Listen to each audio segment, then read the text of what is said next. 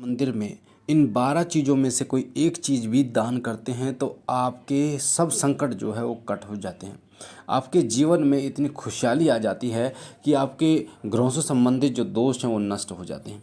यहाँ तक कि आपके पिछले कर्म जो आपने कर्म किए थे और उन कर्मों को आपको इस जन्म में भोगना पड़ रहा है, जो कि दुखों के रूप में आप भोग रहे हैं, वो कर्म भी आपके नष्ट हो जाते हैं, वो दुख भी आपके नष्ट हो जाते हैं। 12 में से अगर एक चीज़ भी आप मंदिर में दान कर देते हैं। अधिकतर लोगों को ये पता नहीं होगा कि दान एक ऐसी चीज़ होती है जिसे करने से आपको जन्म जन्मांतर आपको उसका फल मिलता है, आपको मोक्ष की प्राप्ति होती है और साथ ही आपकी जो जन्म है, जन्म जन्म आपके वो सुधर जाते हैं और आपको उसका फल जो है जन्म जन्मांतर मिलता रहता है। हमने भगवान ने जो जीवन दिया है, मनुष्य रूपी जीवन दिया है, एक ऐसा जीवन है जिस जीवन में हम अपने को तो तारते ही हैं, अन्य व्यक्ति को भी भव से तार पार करा सकते हैं अगर आप चाहो तो। पहली बात तो होती है जानकारी की। इस वीडियो को ज़्यादा से ज़्यादा लोगों तक अगर आप शेयर करते हैं, ज़्यादा से ज़्यादा लोगों तक पहुंचाते हैं तो उसका पुण्य आपको मिलेगा, क्योंकि ये जो जानकारी है लोगों को नहीं पता। इस जानकारी के माध्यम से लोग अवेयर होंगे, उन्हें पता चलेगा कि कौन सी चीज़ ऐसी है जो दान करने से उनको जन्म जन्मांतर उसका फल मिलता है, साथ ही उनके रोग दोष जो हैं वो नष्ट हो जाते हैं, उनके जीवन में आ रही समस्याओं का निवारण हो जाता है, पैसे से संबंधित समस्याएं हैं वो ख़त्म हो जाती है, कर्ज अगर उन पर चढ़ रहा है तो सबसे सटीक उपाय है ये। 12 में से एक चीज़ भी अगर आप दान करते हैं तो आपके बड़े से बड़ा जो कर्ज है वो छूट जाता है, उससे आप मुक्त हो जाते हैं। तो कौन सी ऐसी चीज़ें हैं जो आपको मंदिर में दान करनी चाहिए? मंदिर में जिस चीज़ों को आप दान करते हैं वो बार बार इस्तेमाल होती हैं, बार बार इस्तेमाल होती हैं। जैसे आपने देखा होगा जब मंदिर बनाया जाता है तो एक विशेष व्यक्ति के द्वारा नहीं बनाया जाता, पैसे इकट्ठे करके बनाया जाता है। और साथ ही कई लोग मूर्ति दान करते हैं। आपने देखा होगा कई लोग मूर्ति दान करते हैं, हनुमान जी की कोई मूर्ति है, माता दुर्गे की कोई मूर्ति है, माता वैष्णो की कोई मूर्ति है, शिव जी की कोई मूर्ति है या शिवलिंग है, इस प्रकार से दान करते हैं। तो उनके द्वारा किया गया दान महादान में आता है। ये क्यों महादान में आता है? और उनके द्वारा किया गया दान उन्हें जन्म जन्मांतर जो है वो फल देता रहता है, उनके जीवन के जितने भी बुरे कर्म होते हैं उन सभी को काटता रहता है और उन्हें शुद्धता प्रदान करता है। और इस योनि से उन्हें जो मनुष्य योनि उन्हें मिली है, इससे देव योनि में उन्हें पहुंचाता है। तो आइए मैं आपको बता देता हूं उन 12 चीज़ों के बारे में जो आपको दान जरूर करनी चाहिए, जिससे आपको अभिष्ट फल प्राप्त होता है। सबसे पहली चीज़ मूर्ति। अगर आप चाहते हैं कि आपके दान का बार बार आपको फल मिले, जैसे आप एक बार काम करते हो तो एक बार आपको पैसा मिलता है, पर दान एक ऐसी चीज़ है, अगर आपने मूर्ति कोई दान की, अगर वो मूर्ति बार बार स्नान कराई जाएगी, उस मूर्ति की जितनी पूजा होगी, उस मूर्ति को जितनी सेवा होगी, उसका फल आपको जरूर मिलेगा। उसका फल आपको जब जब उस मूर्ति की पूजा होगी, जब जब उसका फल आपको मिलेगा। मूर्ति की जितनी सेवा होगी, जितनी पूजा होगी, उतना फल आपको मिलता रहेगा, उतना ही आपके अकाउंट में जो है वो आता रहेगा। दूसरी, पूजा के बर्तन। पूजा के बर्तन आपने देखा होगा अधिकतर इस्तेमाल होते हैं। पूजा के बर्तनों में तांबे का लोटा, पीतल का लोटा भगवान शिव को स्नान कराने के लिए प्रयोग किया जाता है, या फिर मूर्तियों को स्नान कराने के लिए प्रयोग किया जाता है।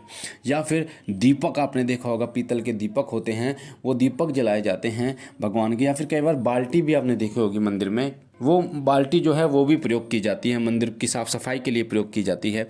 तो अगर आप पूजा के बर्तन आप दान करते हैं तो जब जब वो बर्तन प्रयोग होंगे, जब जब वो भगवान की सेवा के लिए प्रयोग होंगे, जैसे तांबे का लोटा या पीतल का लोटा है, अगर वो जब जब भगवान शिव की पूजा के लिए प्रयोग होगा, जितनी बार भगवान शिव को उस तांबे के लोटे से स्नान कराया जाएगा, उतनी बार आपको उसका फल प्राप्त होगा, ये तय है। अगर जितनी बार वो दीपक जलेगा, जो दीपक आपने दान दिया है, उतना ही आपको पुण्य की प्राप्ति होगी। तो ये दूसरी चीज़ है। तीसरी चीज़ है कि भगवान के वस्त्र। अगर आप भगवान की जो मूर्ति के वस्त्र आप भगवान को अर्पण करते हैं, जितनी बार अर्पण करोगे उतनी बार आपको कृपा मिलेगी, और जितनी बार वो भगवान के शरीर पर यानी भगवान की मूर्ति को पहनाए जाएंगे, उतनी बार उसका फल आपको मिलता रहेगा, जब तक मिलता रहेगा। चौथी चीज़ है हनुमान जी का चोला। आपने देखा होगा कई मंदिरों में हनुमान जी की जो है वो मूर्ति होती है, सिंदूरी मूर्ति, और उस पर हनुमान जी का चोला चढ़ाया जाता है। पंडित जी चोला चढ़ाते हैं, कई लोग, हम और आप भी चोला चढ़ाते हैं। तो उसमें चमेली का तेल, इत्र, सिंदूर, हनुमान जी का जनेऊ, लंगोट और भोग का सामान, दीपक, ये सारी चीज़ें होती है। अगर आप मंदिर में इसे अर्पण करते हैं, पुजारी को देते हैं, दान करते हैं, और तो जब जब हनुमान जी पर चोला चढ़ाया जाएगा तब तब हनुमान जी की कृपा आपको मिलेगी, ये तय है। पांचवी चीज़ है शिवलिंग। अगर आप शिवलिंग की स्थापना कराते हैं मंदिर में तो इससे भी अभिष्ट फल मिलता है आपको, बहुत ज़्यादा फल आपको मिलता है। क्यों मिलता है? क्योंकि शिवलिंग को जब जब स्नान कराया जाएगा, जब जब आपको कृपा मिलेगी। आप देखिए, आपने एक लोटा और आपने शिवलिंग दोनों स्थापित करवा दिया, यानी कि लोटा दान दिया और शिवलिंग स्थापित करा दिया, तो जब जब उस लोटे से यानी डबल ट्रिपल आपको फल उसका मिलेगा। ये बात शास्त्रों में बताई गई है। छठी चीज़, अगर कोई पेड़ आप लगाते हो मंदिर में, कोई पीपल का पेड़ आप लगा रहे हो, बरगद का पेड़ आप लगा रहे हो, या बेलपत्र का पेड़ आप लगा रहे हो, अगर उस बेलपत्र से बार बार बेलपत्र भगवान शिव पर चढ़ाए जाएंगे तो भी हर बेलपत्र का आपको फायदा मिलेगा, उन भगवान की कृपा आपको मिलेगी, उसका पुण्य आपके अकाउंट में जमा होता रहेगा जब जब उस पेड़ का इस्तेमाल पूजा के लिए किया जाएगा। जैसे पीपल के पत्ते आपने देखा होगा, हनुमान जी के गले में माला पहनाने के 11 पीपल के पत्तों पर श्री राम नाम लिखकर आप हनुमान जी को अर्पण करते हैं, उनको माला पहनाते हैं, तो हनुमान जी बहुत जल्दी और बहुत ज़्यादा खुश होते हैं। तो पीपल के पत्तों को जब जब इस्तेमाल किया जाएगा पूजा में तब तक आप पर कृपा होगी। उसी प्रकार सातवीं चीज़ होती है कि अगर आप कोई मंदिर में कोई ईंट लगवाते हैं, कोई टाइल लगवाते हैं, कोई सीमेंट देते हैं, इससे भी आप पर कृपा होती है। आप मंदिर का निर्माण कराते हैं, इससे भी आप पर भगवान कृपा करते हैं और 100% कृपा करते हैं।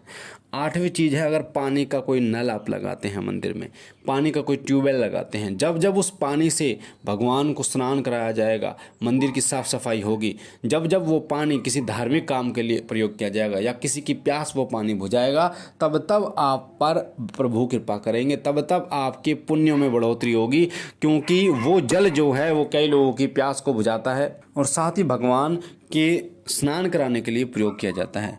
और 9वीं चीज़ होगी तेल या घी। अगर आप तेल या घी मंदिर में दान करते हैं तो उस तेल या घी से जब जब जोत जलाई जाएगी, जब जब जोत जलाई जाएगी, दीपक जलाया जाएगा, आप पर भगवान की कृपा मिलेगी, आपके पुण्यों में बढ़ोतरी होती रहेगी, होती रहेगी। 10वीं चीज़ है कलावा। अगर कलावा आप भेजते, क्योंकि कलावा जो है वो बाती बनाने के भी काम आता है, दीपक में बाती बनाने के काम आता है, साथ ही भगवान को वस्त्र रूप में अर्पण करने के काम आता है। कलावा कई तरीके से काम आता है, या फिर पंडित जी कई लोगों के हाथ में कलावा बांधते हैं, तो कलावा अर्पण करते हैं। ये बहुत बड़ा पुण्य का काम है, क्योंकि इसे रक्षा सूत्र भी कहा जाता है, इससे रक्षा भी होती है, साथ ही वस्त्र के रूप में भी इसे प्रयोग किया जाता है। तो भी आप पर कृपा होती है, तो भी आपको उतना फल मिलता है जितना कि आप एक शिवलिंग को स्नान कराने पे मिलता है।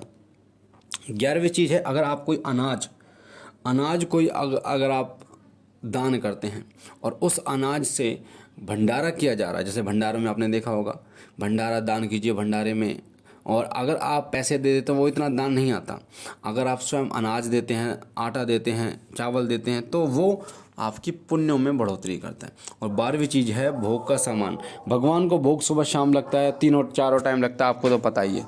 तो जब जब भोग भगवान का तैयार होगा और जब जब भोग भगवान को लगाया जाएगा, तब तब भगवान कृपा करेंगे, उस भोग को स्वीकार करेंगे और आप पर बहुत ज़्यादा कृपा होगी। तो इन 12 में से एक चीज़ जरूर, 1 2 3 जितनी भी चीज़ें हों, आपको अर्पण जरूर करनी चाहिए, दान जरूर करनी चाहिए। और दान जितना आप करेंगे उतना आपका बढ़ता है, आपकी बढ़ोतरी आती है, भगवान आपको और देता है। बाकी मुझे आशा है इस जानकारी से आपको फ़ायदा होगा, और इस जानकारी को ज़्यादा से ज़्यादा लोगों को पहुंचाइए, ताकि इस जानकारी को पहुंचाने का पुण्य आपको मिल पाए, अधिक से अधिक लोगों को इसके बारे में जानकारी हो। बाबा भोलेनाथ आप पर कृपा करें, आपके घर परिवार पर कृपा करें, सदैव आपकी झोली भरते रहे। हम मिलते हैं एक नई जानकारी के साथ, तब तक के लिए ओम नमः शिवाय, ओम नमः शिवाय, ओम नमः शिवाय।